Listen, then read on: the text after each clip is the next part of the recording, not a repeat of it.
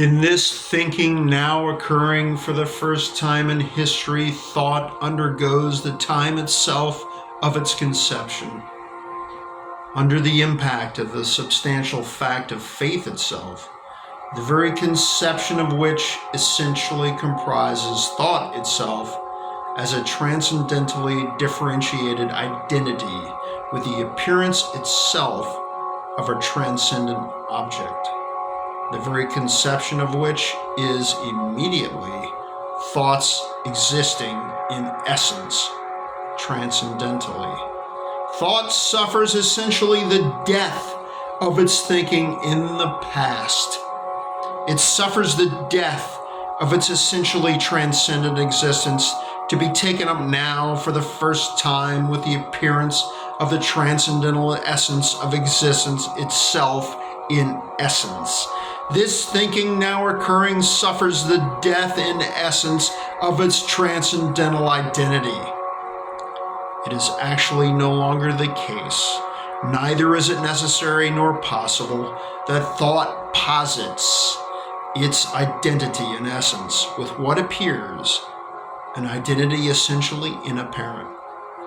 Thought undergoes this death, suffers the time itself of its conception of the appearance of an object, none other than itself in essence, and submits itself to the absolutely objective perception of itself as formally conception, but essentially preconception. That is, essentially immediacy or transcendent existence.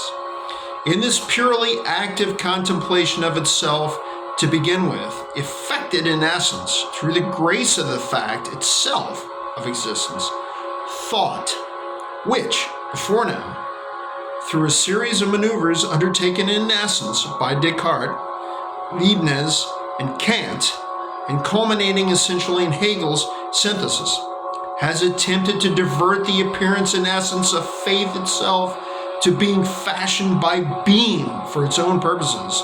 Thought, which has, before now, thereby taken up a position from which retreat is absolutely inconceivable.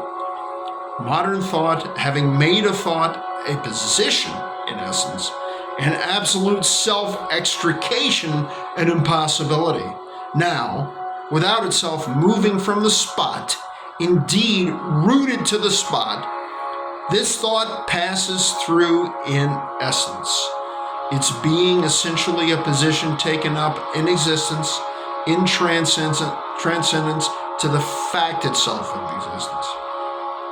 It, thought itself, is converted on the spot. It passes through its essential immediacy to transcendental existence in essence. It now conceives immediately in essence its previous supposition of transcendent existence to be without foundation in essence. Now, for the first time in history, thinking begins in essence. Nothing including thought in essence is now inconceivable. The conception itself is in fact the appearance of the transcendental essence of existence itself, in essence, in fact, being itself at the disposal of thought itself.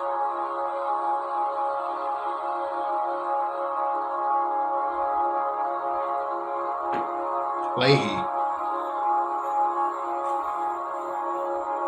There goes Leahy.